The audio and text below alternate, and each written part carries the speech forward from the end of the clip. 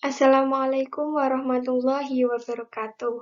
Perkenalkan, nama saya Lutfiana Diana Vitasari dari Prodi Akuntansi kelas A.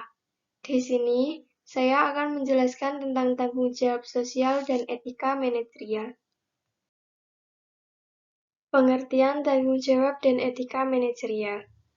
Tanggung jawab sosial merupakan suatu konsep organisasi perusahaan yang memiliki berbagai bentuk tanggung jawab terhadap seluruh pemangku kepentingannya, yang diantaranya adalah konsumen, karyawan, pemegang saham, komunitas, dan lingkungan dalam segala aspek operasional perusahaan, yang mencakup segala aspek ekonomi, sosial, dan lingkungan. Sedangkan etika merupakan aturan mengenai prinsip-prinsip dan nilai-nilai moral yang mengatur perilaku seseorang atau kelompok mengenai apa yang salah dan apa yang benar. Tanggung jawab sosial dari organisasi. Lingkungan sebagai ruang lingkup kegiatan organisasi.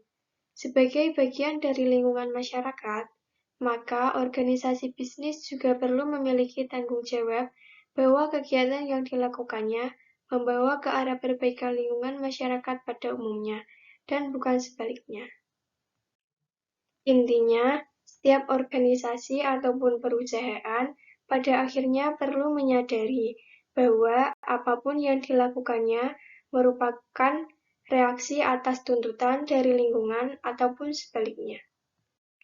Pro dan kontra mengenai tanggung jawab sosial. Perusahaan perlu memiliki tanggung jawab sosial untuk meyakini bahwa sebagai bagian dari anggota masyarakat, sudah semestinya lah perusahaan perlu memiliki tanggung jawab sosial. Setiap manajer juga harus memiliki etika manajemen. Di antaranya adalah perilaku terhadap karyawan. Pedoman etis dan hukum mengemukakan bahwa keputusan perekrutan dan pemecatan harus didasarkan hanya pada kemampuan untuk melakukan pekerjaan. Yang kedua, perilaku terhadap organisasi.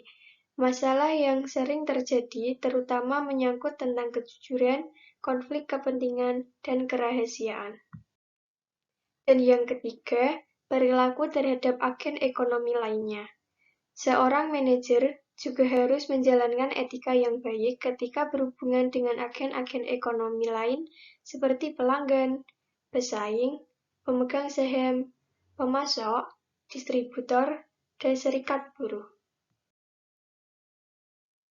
Selanjutnya adalah cara mendorong pelaksanaan etika dalam manajemen. Salah satunya adalah pelatihan etika atau ethics training. Perlu adanya pembiasaan-pembiasaan yang diberlakukan kepada para pelaku organisasi, dari mulai level tertinggi hingga yang paling terendah. Pembiasaan ini biasanya dilakukan dalam pelatihan yang menyangkut etika dan perwujudan lingkungan sosial yang baik. Selanjutnya adalah advokasi etika atau ethical advocacy.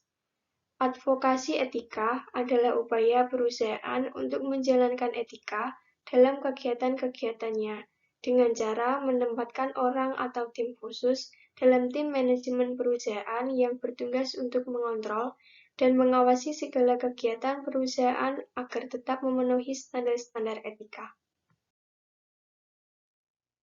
Standar aturan mengenai etika perusahaan atau kode etis.